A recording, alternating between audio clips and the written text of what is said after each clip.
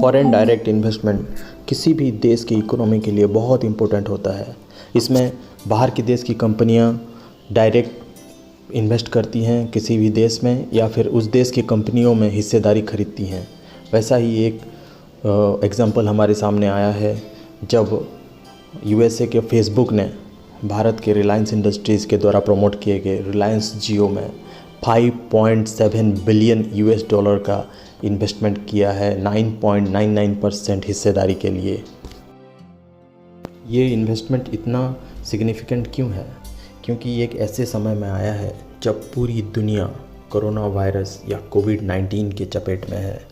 पूरी दुनिया, भारत ही नहीं पूरी दुनिया भर की इकोनॉमी में एनर्मस प्रेशर है और सब इकोनॉमी डाउन है। ऐसे समय में भारत में इतना बड़ा एक इन्वेस्टमेंट आना वाकई बहुत ही महत्वपूर्ण है और इससे इकोनॉमी को फिर से वापस ट्रैक पे आने में बहुत सहायता मिलेगी।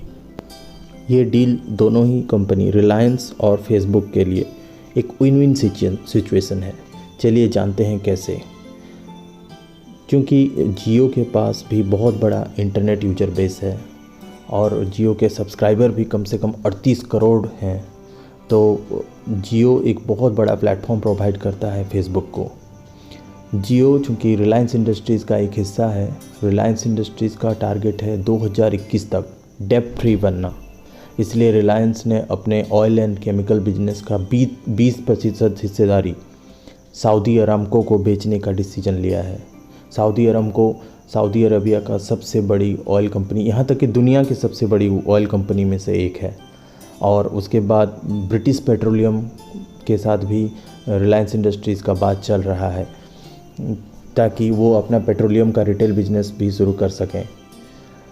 और ये डील के साथ साथ उन्होंने सोच रखा है कि जैसे रिलायंस इंडस्ट्रीज़ के अंदर जियो आता है, जियो के पास जियो मार्ट है और चूँकि जियो के पास व्हाट्सएप और इंस्टाग्राम जैसे प्लेटफॉर्म का एक्सेस आ जाएगा, तो जियो अपना जियो रिटेल और जियो मार्ट जो जियो रिटेल का हिस्सा है और व्हाट्सएप और इंस्टाग्राम के प्लेटफॉर्म के ज़रिए से वो लोग पूरे भारत में कम से कम 60 लाख किराना स्टोर्स को कनेक्ट कर देंगे और एक बहुत बड़ी एंटिटी बना सकेंगे।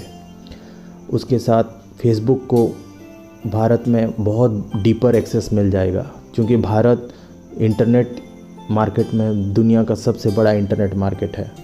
और अगर प्राइस वाटर हाउस कूपर्स का रिपोर्ट को बिलीव करें तो कम से कम 90 करोड़ से ज़्यादा लोग 2022 तक भारत में इंटरनेट यूज कर रहे होंगे। तो फेसबुक को एक बहुत बड़ा मार्केट मिलने वाला है और फेसबुक, व्हाट्सएप और इंस्टाग्राम को अगर मिला दी जाए तो किसी भी सिंगल कंट्री में ये फेसबुक का सबसे बड़ा यूज़र बेस हो जाता है। इसलिए व्हाट्सएप जो फेसबुक का सबसे बड़ा इन्वेस्टमेंट था 19 बिलियन यूएस डॉलर का, उससे सेकंड लार्जेस्ट इन्वेस्टमेंट इसने रिलायंस इंडस्ट्री पे करी है। दोस्तों, आपको ज़रूर इस एपिसोड में कुछ इंटरेस्टिंग जानने को मिला होगा और ऐसे ही मिलूँगा फिर किसी और एक ऐसे एपिसोड में। यहाँ तक देखने के लिए आपका धन्यवाद और स्टे इन्फॉर्म्ड।